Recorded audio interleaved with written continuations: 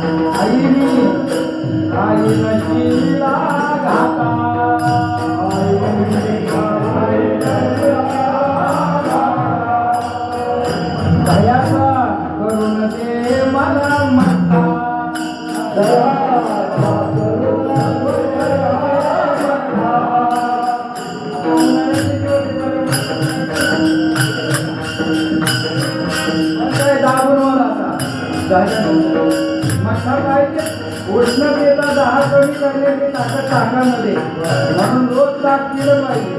रोज दुपारच्या जेवणात जो ताक पितो ना त्याची काय मला तो निरोगी राहतो, मला निरोगी राहतो म्हणून दुपारी रोज ताक पिलं पाहिजे. आपण सगळं उलट करतो. आपण रात्री चिरचिर बट्टा खातो त्याच्या इतका आवडले. दुपार रात्री तर कधी आंबट खाऊ नये. खायचं तर दुपारी ताक खाल्लं पाहिजे, दही खाल्लं पाहिजे, रात्री तर खाऊ नये. पण महाराज सगळं उलट करतात. आईला सांगितलं शिळा घाटायला रात्रीच्या भाकरी राहिली असल्या त्या भाकरीचा सगळ्याचा तुरा कर, मस्त त्याला फोडणी दे आणि त्याला घाटा कर. तो घाटा मी आई खाई नुसता घाटा खाशी का रे कृष्णा? हा नाही बरोबर आहे तुझं म्हणणं. तसंच आहे. नुसता पाव म्हणलं की बोलायला बसतील. त्याच्याबरोबर वडा असला म्हणजे वडा नुसता घाटा नको. मग घाट्याबरोबर काय दह्याचा घरी दही आहे मग त्याचा सुंदर असा मठ्ठा कर. त्याच्यामध्ये चांगला मसाला घाल, कोथिंबीर बारीक चिरून घाल, मिरची जरा वाचून घाल. आता मठ्ठा होईल. आता पाणी येऊन देऊ नका, नंतर बघू आपण. मठ्ठा झाला तर दह्याचा मठ्ठा मला करून दे कृष्णा. खाशील का रे शिळ मठ्ठा खाशील आणि शिळा घाटा खाशील काही आहे न खायला काय झालं? अहो जी ताज्याच गोडी नाही ना ती गोडी शिळ्याच असते लक्षात. म्हणून पूर्वीची लोक वाया जाऊ देत नव्हती. रात्रीच्या राहिलेल्या भाकरी सुद्धा माणसं सकाळी गरम करून खात होती. आता राहिले नाही. आता ताजा असलं तरी चाललं डस्टबिन मध्ये. त्याची किंमतच नाही आता लक्षात. आता किंमत कळली पाहिजे. म्हणून ती शिळ्यात गोडी आहे ती ताज्यात नाही. म्हणून सगळ्यांनी माझ्या प्रश्नाचं उत्तर द्या. परवा आधी तिला पोळ्या केल्या असतील. पोळ्याची आमची ताजी चांगली लागते का शिळी? म्हणून आमची भजी मोठी बनवायची. दुसऱ्या दिवशी निर्णयीचा भात गरम गरम. माझ्या तोंडाला पाणी आलं तर तुमचं काय घेऊन बसला?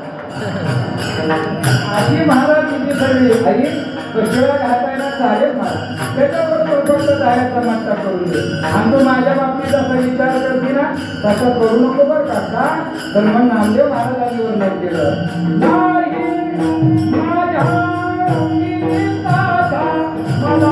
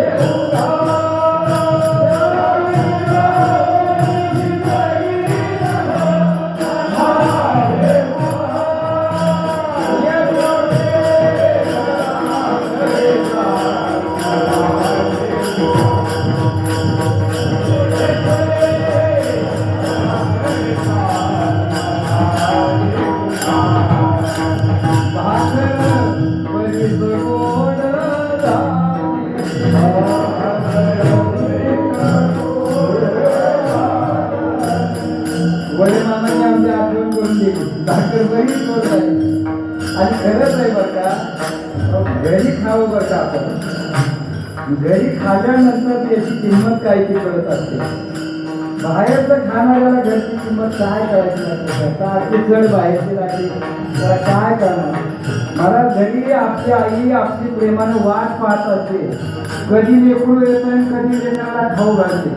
म्हणून मी काल्यात नेहमी सांगतो बरं का, माझ्यासारखा बापू भाग्यवान मीच आहे. काय माझ्यासारखा भाग्यवान मीच आहे.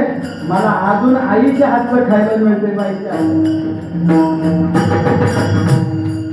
अजून आईच्या हातचा खाऊ पत्ता म्हणून आपल्या शेळीने अजून लक्षात आईच्या हातचं आईच्या हातचं जे प्रेमाचं असतं ना ते खरंच गोड आहे. मला लक्षात द्या.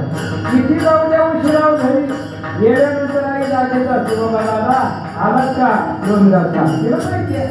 म्हणून कुठं खायचं नाही. हे गोडी ठीक आहे. भगवंताला जेव्हा हे खाऊ घातलं भाकरीचा घास मोडला भगवंताच्या मुखात घातला घास चावल्याबरोबर खा डोळ्यातून पाहिजे. आई किती पण भाकरी गोड झाली कोणी केली. अरे कृष्णा मेल्या मीच केली की काही तूप केली पण हात किती गोड झाली. आणि ती भाकरी नाही त्या भाकरीत आईचं प्रेम आहे. आणि ते प्रेम महाराज गोड लागलं. भगवंतानं भाकरी खाल्ल्याबरोबर मुखात घास खाल्ला आणि मग महाराज नामदेव महाराजांनी वर्णन केली. भाकर बरी गोड झाली